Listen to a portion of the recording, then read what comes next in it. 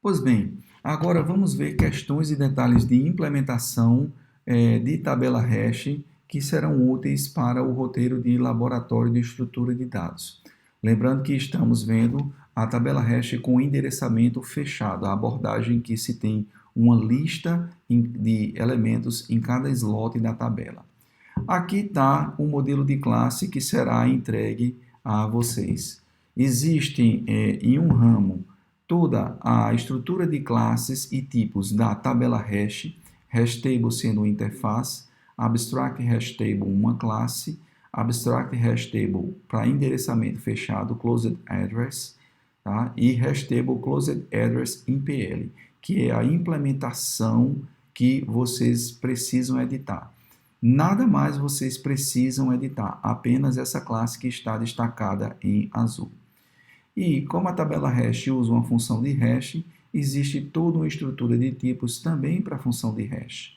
Função de hash function, que é uma interface, e tem a função de hash de endereçamento fechado, que define a assinatura aqui para se calcular o código hash de qualquer tipo T. E existe a função de hash definida pelo método da divisão e definida pelo método da multiplicação. Bem, aqui está a interface com todos os métodos que uma tabela hash deve ter para oferecer a seus usuários e a interface da função de hash. Por enquanto, sem método definido nenhum, porque as funções de hash de endereçamento fechado e endereçamento aberto têm assinaturas diferentes, que estenderão essa definição de função de hash. Aqui o exemplo diz se a tabela está vazia ou não, o isFull diz se a tabela está cheia, a capacidade que volta o tamanho total da tabela, o size que diz quantos elementos tem atualmente na tabela, o insert, o remove, o search, que vai voltar o elemento, e o index of, em que você passa o elemento e ele vai dar o índice.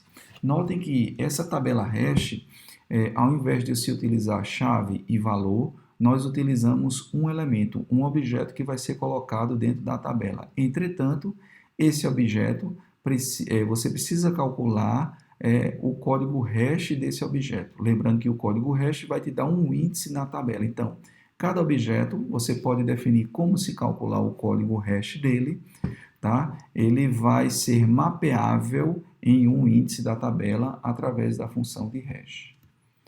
Então, a classe Abstract HashTable, ela implementa HashTable. Tá? Ela tem uma tabela de objetos dentro dela, tem a quantidade de elementos, tem um número de colisões e tem aqui a função de hash dela. Certo? O construtor dela instancia ela sem nenhum elemento por enquanto e sem nenhuma colisão. E para inicializar a tabela, ela vai e cria lá, aloca logo. Eu passo o tamanho e ela vai e aloca o array sobreadjacente onde vão ser armazenados os elementos. O exemplo simplesmente mostra, ou então diz se a quantidade de elementos é 0. Obviamente, essa quantidade de elementos vai precisar ser incrementada no método de inserir e removida e decrementada no método de remover. O isFull checa se os elementos atingiram, a quantidade de elementos atingiu o tamanho da tabela. O size retorna os elementos atualmente da tabela. A capacidade também retorna o tamanho físico da tabela alocada, do array. E aqui eu vejo quantas colisões aconteceram. Claro que em suas operações, à medida que a tabela hash encontra uma colisão, ela precisa incrementar esse contador de colisões. Já na classe abstrata, Abstract HashTable Closed Address, ela estende essa implementação de tabela hash abstrata, tá? Mas ela vai inicializar a tabela interna dela com um array de linked list, ou seja, aquele array de object, na realidade, vai ser um array de linked list, o que faz sentido, porque a tabela usa endereçamento fechado, onde cada slot da tabela precisa ter uma linked list. E aí, nós temos a interface hash function e a interface hash function closed address, certo? Que define aqui o método hash como vai pegar um tipo T e vai devolver o código hash dele, que é um índice, que vai ter que ser entre 0 e o tamanho da tabela menos 1. Aqui nós temos a função de hash definida pelo método da divisão, certo? Ela precisa saber do tamanho da tabela porque ela tem uma fórmula específica, que é a chave, o resto da divisão da chave pelo tamanho da tabela.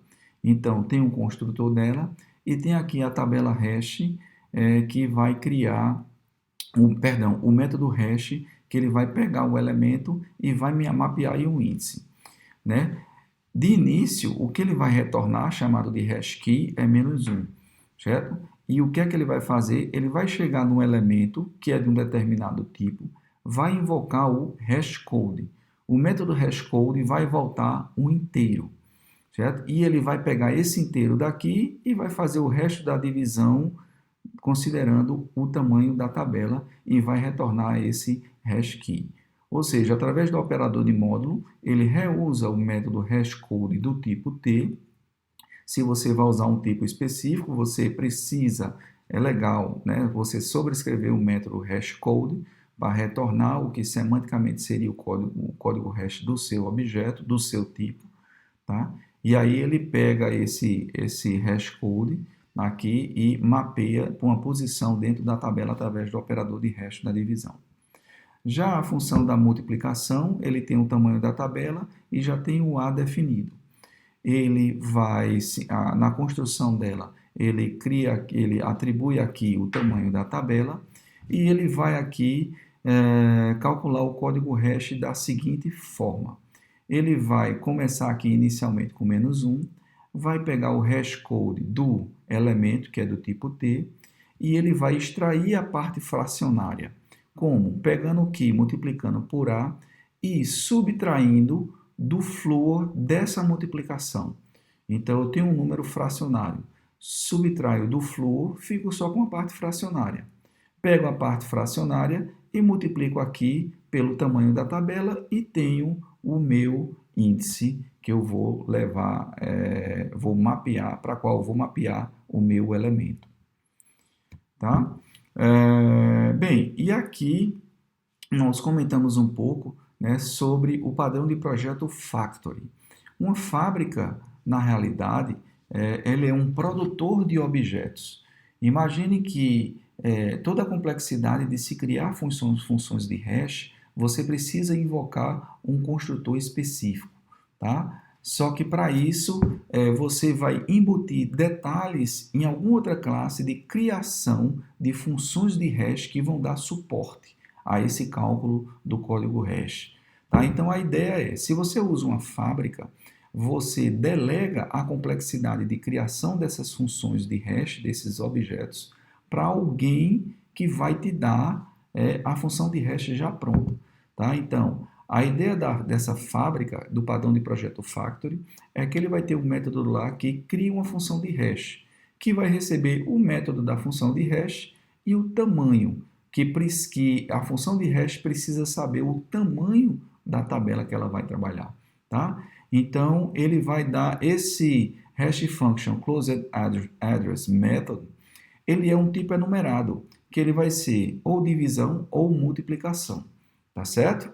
Então, usando esse tipo enumerado, a Factory vai ser capaz de olhar um método que é passado como parâmetro. Se for o método da divisão, ele instancia uma função de hash pelo método da divisão passando o tamanho.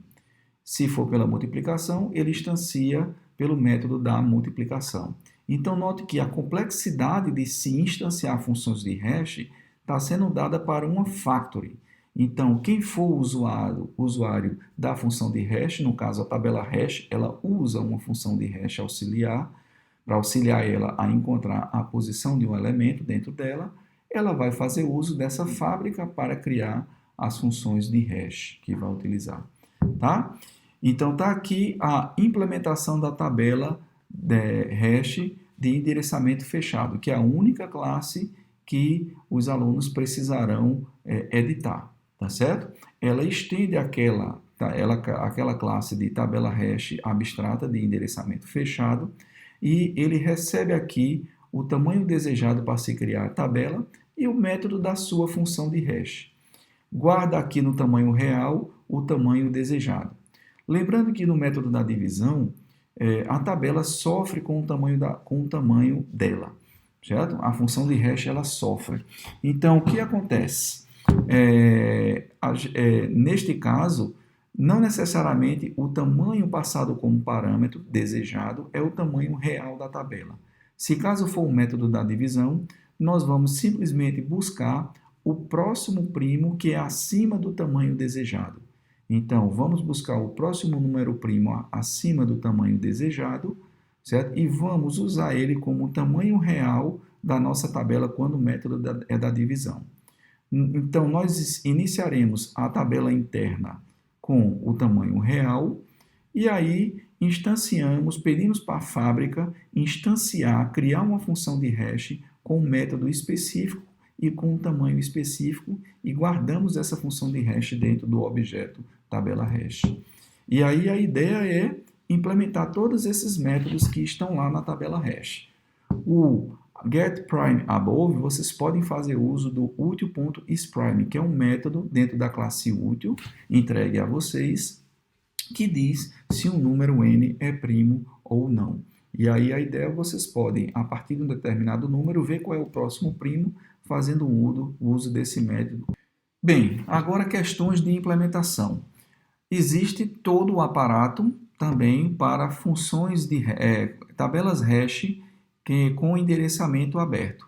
Então, existe lá a classe hashTableOpenAddress, que é uma classe abstrata, e existe aqui, vai existir também uma tabela hash, uma implementação de uma tabela hash de endereçamento aberto, que é a única classe que precisará ser editada. Nenhuma outra classe pode ser editada. Tá? Na função de hash de endereçamento aberto, existe lá o método, que tem 2 parâmetros, e 3 funções de hash, o linear probe, o probe quadrático e a função de double hash. Na classe abstrata de tabela hash de endereçamento aberto, a diferença que vai ter é que ele vai inicializar a tabela interna com um array de storable, certo? Que é um tipo que vai ser dado, que é uma interface que não define método nenhum. É só uma questão para poder definir o que é tipificar, o que é que pode ser guardado dentro de uma tabela, que só pode ser um elemento.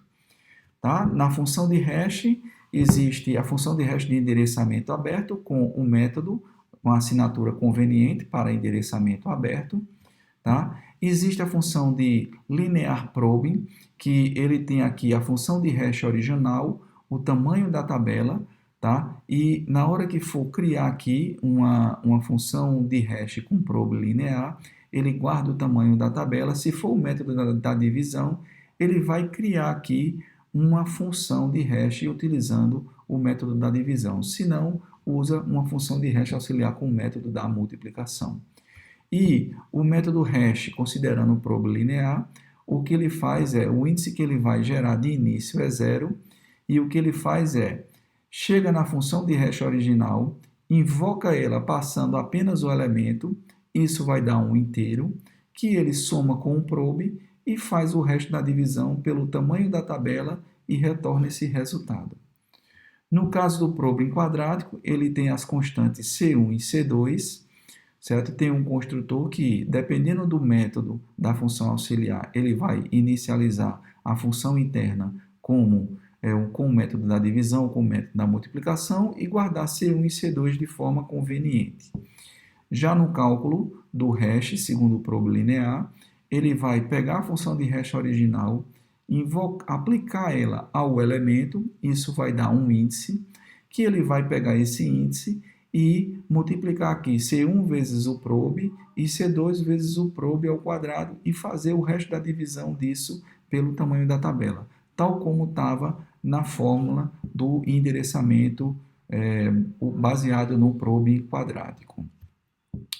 E aqui está a tabela hash de endereçamento aberto, a abstrata, tá? Em que ele tem aqui a estrutura, certo? Lembrando que ele vai fazer útil aqui do método makeArray na hora que ele quer inicializar um array de storable, certo? Vai fazer uso do método makeArray da classe util que será fornecida para vocês, um determinado tamanho. Então, esse método ele vai voltar um array de storable que vocês vão utilizar, certo? Notem que ele tem definido aqui o elemento deleted. Nesse elemento deleted, ele implementa a interface storable, certo? E ele tem um construtor. Serve só para o propósito na hora de remover um elemento com um endereçamento aberto. Na remoção, nós vamos inserir um deleted na determinada posição, certo? Ao invés de simplesmente setar para null. No caso dessa classe, que é uma implementação utilizando o probe linear, a função de hash vai ser instanciada aqui com uma função de hash de probe linear. No quadrático, o que muda é, obviamente, os parâmetros C1 e C2, que são passados para a criação da função de hash com probe quadrático. E, no caso do double hash, que recebe duas funções de hash auxiliares, a função de hash interna, a primeira função de hash interna vai ser inicializada com a função de double hash, na realidade, certo? Onde nós passamos a função 1 e a função 2 para a função de double hash. E aí, os métodos, as implementações são exatamente as mesmas.